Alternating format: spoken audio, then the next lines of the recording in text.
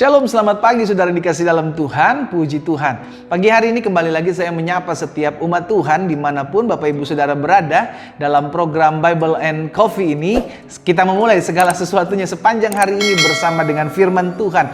Karena kita mencatat, carilah kerajaan Allah serta kebenarannya terlebih dahulu, maka semuanya ditambahkan kepadamu. Kita menghadapi badai, kita menghadapi masalah, kita menghadapi pergumulan sepanjang hari ini, kita akan kuat. Kenapa? Karena kita hidup bukan karena melihat, kita hidup karena percaya. Janji firman Tuhanlah yang pasti akan tergenapi dalam kehidupan kita. Sekalipun yang kita lihat mengecewakan, sekalipun yang kita dengar terkadang membuat iman kita goyah, tapi kalau firman Tuhan menjadi dasar kehidupan kita, Yesus bilang ada badai, ada angin ribut, ada banjir, rumah itu akan kuat karena rumah itu didasari oleh batu karang yang teguh. Batu karang itu bernama Yesus. Saudara dikasih dalam Tuhan, kita berdoa, kita datang kepada Tuhan.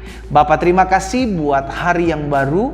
Kami mengucap syukur karena kasih karunia Tuhan, karena anugerah Tuhan yang menopang kami, menyertai kami, memelihara kami sepanjang malam kami beristirahat. Dan pagi hari ini kami boleh bangun dengan kekuatan yang baru yang berasal daripada Tuhan.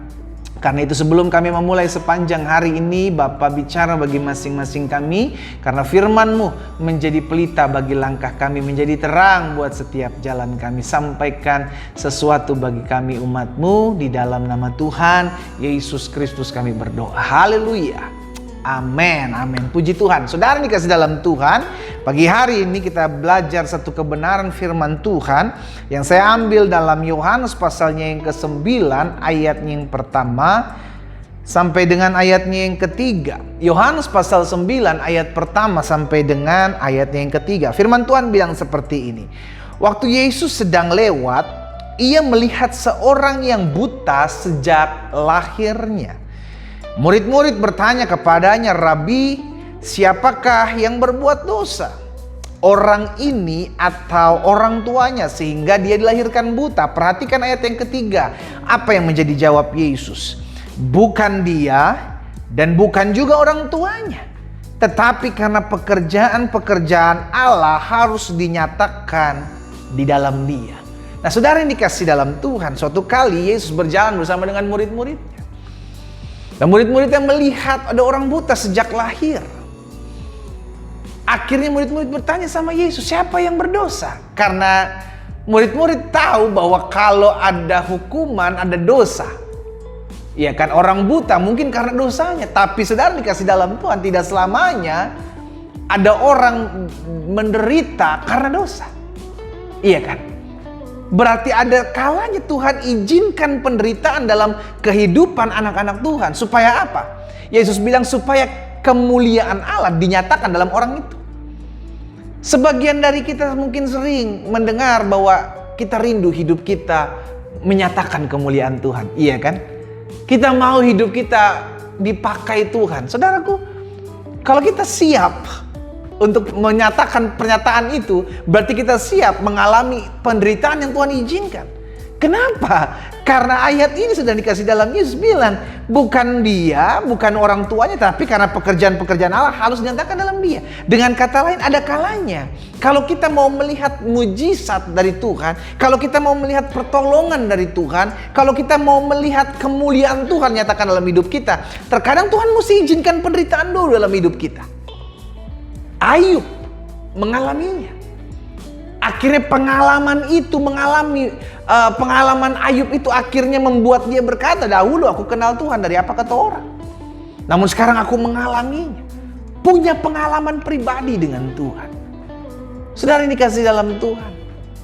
Ada kalanya Tuhan izinkan sesuatu terjadi dalam hidup kita yang mungkin tidak bisa kita terima. Tapi izinkan saya menyampaikan hal ini pagi hari ini. Kita mesti ngerti apa yang disebut dengan kedaulatan Tuhan. Alkitab jelas katakan, sudah dikasih dalam Tuhan, bahwa kita ini seperti tanah liat di tangan penjunan. Ketika dilihatnya rusak, maka digantinya yang baru. Dan kalau Tuhan lihat, ini orang mau dijadiin apa, suka-sukanya dia. Itu yang saya sebut bahasanya sebagai kedaulatannya Tuhan. Apa yang Tuhan mau, itu yang Tuhan buat. Apa yang Tuhan izinkan terjadi karena semuanya itu untuk kemuliaan Tuhan. Dan kasus orang buta dari lahir pun demikian.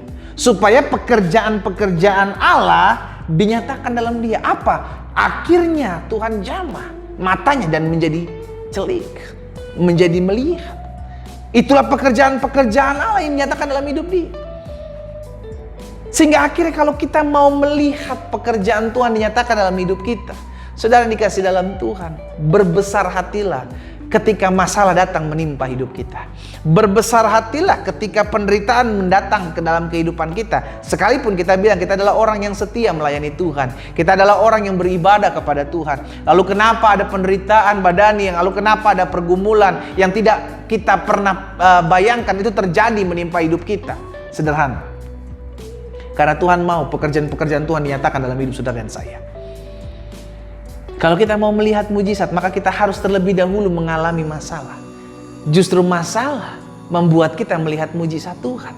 Tantangan membuat kita melihat mujizat Tuhan. Sadrak, Mesak, Abednego tidak akan pernah mengalami Tuhan kalau dia tidak terlebih dahulu masuk ke dalam dapur api dan dibakar hidup-hidup.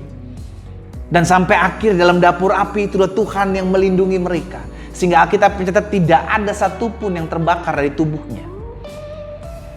Disitulah mereka mengalami Tuhan. Tapi apa? Harus masuk dapur api dulu. Daniel pun demikian. Dia mengalami Tuhan ketika dalam gua singa. Iya kan? Kalau dia nggak masuk dalam gua singa, kalau Sadrak Mesak nggak masuk dalam dapur api, mereka nggak akan pernah melihat pekerjaan Allah dalam hidup mereka. Jadi pesan saya pagi hari, saudara dikasih dalam Tuhan, kalau Tuhan izinkan penderitaan, kalau Tuhan izinkan kesusahan hidup, kalau Tuhan izinkan sesuatu yang tidak kita inginkan terjadi dalam hidup kita. Yang pertama, bersyukurlah. Kenapa kita bersyukur? Karena Allah sedang mengerjakan sesuatu, hal yang dahsyat, yang luar biasa dalam kehidupan setiap kita. Yang kedua, kita belajar kalau sebuah penderitaan Tuhan izinkan terjadi dalam hidup kita, masalah pergumulan Tuhan izinkan terjadi dalam hidup kita. Yang pertama, kita mesti bersyukur. Yang kedua, kita harus mengerti bahwa Tuhan memperhatikan hidup kita.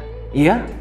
Karena Tuhan perhatikan hidup kita, maka Tuhan izinkan masalah itu supaya apa? Supaya kita bisa melihat kemuliaan Tuhan. Bangsa Israel sengaja disudutkan oleh Tuhan ketika keluar dari tanah Mesir yang dipimpin oleh Musa. Sehingga di belakang mereka ada orang Firaun, orang-orang Mesir mengejar mereka dengan pasukan lengkap. Di depan mereka ada laut Tiberau.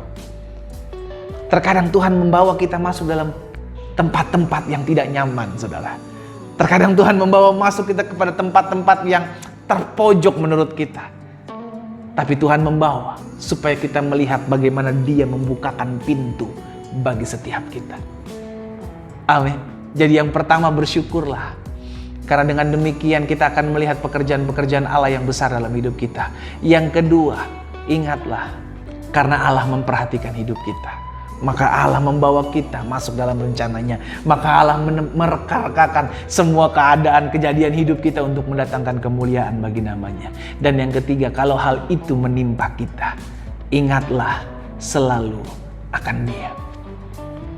Jangan pernah bersungut-sungut, jangan pernah mengeluh, jangan pernah komplain. Ingat selalu akan Dia. Kenapa?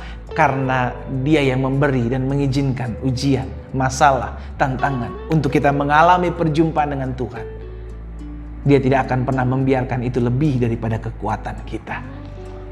Amin, saudara. Pagi hari ini kita mesti ingat apa yang disebut dengan kedaulatan Tuhan. Bagian kita cuma berserah, bagian kita cuma percaya, bagian kita cuma tetap terus andalkan Dia. Karena yang Dia lakukan adalah yang terbaik buat setiap kita. Kita berdoa, kita datang kepada Tuhan.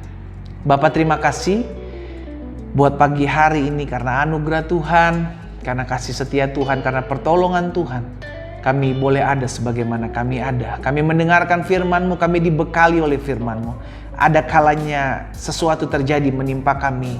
Ada kalanya Tuhan izinkan kami masuk dalam sebuah masalah, masuk dalam sebuah keadaan yang tidak membuat hidup kami nyaman. Ada kalanya Tuhan mempertemukan kami dengan orang-orang yang mungkin merancangkan yang jahat di dalam hidup kami. Tapi di balik semuanya itu kami belajar satu hal, bahwa Tuhan, Engkau adalah Tuhan yang memelihara hidup kami. Engkau adalah Tuhan yang memperhatikan hidup kami. Engkau adalah Tuhan yang merekarkan semuanya untuk kebaikan hidup kami. Kami bangga memiliki Allah seperti-Mu. Karena itu biar berkat-Mu ada dan tetap tinggal firman-Mu dalam hati setiap kami. Sehingga umat oleh anugerah Tuhan, Tuhan percayakan pada pagi hari ini mengambil waktu renungan firman-Mu dalam program Bible and Coffee. Kami dikuatkan, iman kami diteguhkan, dan kami melangkah di dalam kepastian bersama dengan Tuhan. Terima kasih Bapa.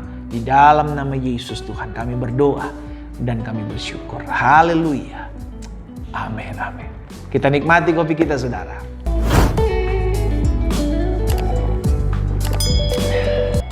Allah turut bekerja dalam segala sesuatu untuk mendatangkan kebaikan. Bersyukur dalam segala hal. Haleluya.